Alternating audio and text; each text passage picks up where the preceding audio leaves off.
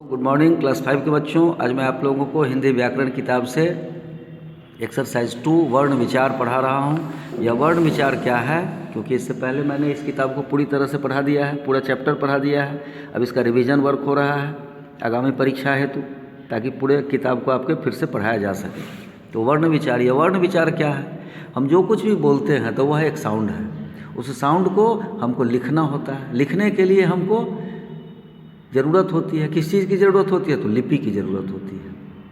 क्योंकि अपनी भाषा को व्यक्त करने के लिए हम मुंह से बोल तो देते हैं, लेकिन उसी को जब हम लिखते हैं तो वह लिपि कहलाता है। और वह जो लिपि है वह वर्ण के रूप में हमारे सामने प्रस्तुत होता है।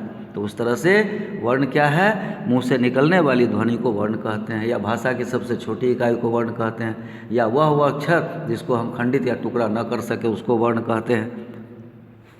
इस तरह से अब वर्ण के दो प्रकार होते हैं। एक होता है स्वर, दूसरा होता है व्यंजन। वर्ण की संख्या 11 होती है और व्यंजन की संख्या 33 होती है। हाँ, व्यंजन की संख्या 33 होते हैं और वर्ण की स्वर की संख्या 11 होते हैं।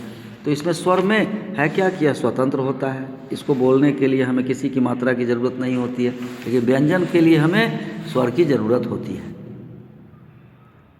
अब इसके बाद आता है कि स्वर में और कितने व्यंजन में और कितने व्यंजन हैं।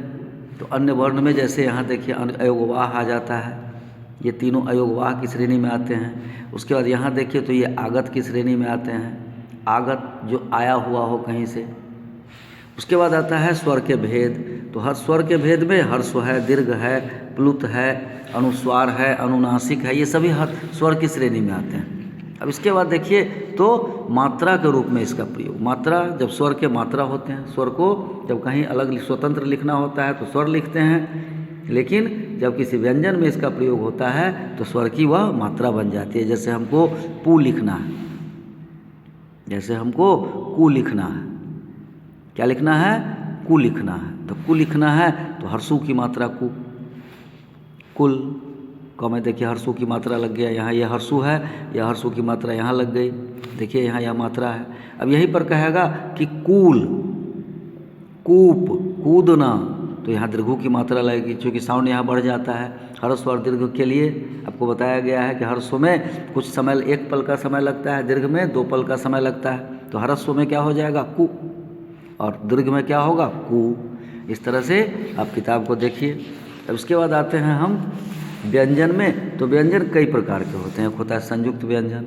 संयुक्त व्यंजन का मतलब कि जिसमें 2 अलग अलग व्यंजन आपस में मिलकर के एक व्यंजन वर्ण की रचना करते हैं, तो उसको संयुक्त व्यंजन कहते हैं। यहाँ देखिए अक्ष, त्र, ज्ञ और स्र, ये 4 अक्षर जो है वह सब व्यंजन है। अब देखिए इसको तो क के साथ स जुड़ा तो अक्ष हुआ, ज के साथ य जुड़ा तो ज्ञ हुआ, त के साथ र जुड़ा तो त्र हुआ, श के साथ र जुड़ा तो स्र हुआ। ये सभी अलग अलग व्यंजन हैं और अलग अलग व्यंजन आपस में जुड़ करके, 2 व्यंजन आपस में जुड़ करके एक व्यंजन की रचना करते हैं। अब उसके बाद आता है द्वित्व व्यंजन। यह द्वित्व व्यंजन क्या है? तो द्वित्व व्यंजन जब एक ही व्यंजन, समान व्यंजन जब एक साथ मिलकर एक शब्द में प्रयोग होता है। जैसे देखिए यहाँ क और क दोनों जुड़ गया तो अक, कक, तो पक्का, चक्का, बच्चा, सच्चा, सज्जा, लज्जा, टट्टी, मिट्टी, पट्टी। इसके बाद आता है संयुक्ताक्षर। संयुक्ताक्षर में क्या है कि 2 अलग अलग व्यंजन जुड़ते हैं और दोनों ही अपना अपना वजूद कायम रखते हैं। अब जैसे देखिए क में य जुड़ा तो क्य हुआ, प में य जुड़ा तो प्य हुआ, च में छ जुड़ा तो छ हुआ, द में य जुड़ा तो द्य, त में य जुड़ा तो त्य, क्यारी, वाक्य, इस तरह से ये शब्द बन गए।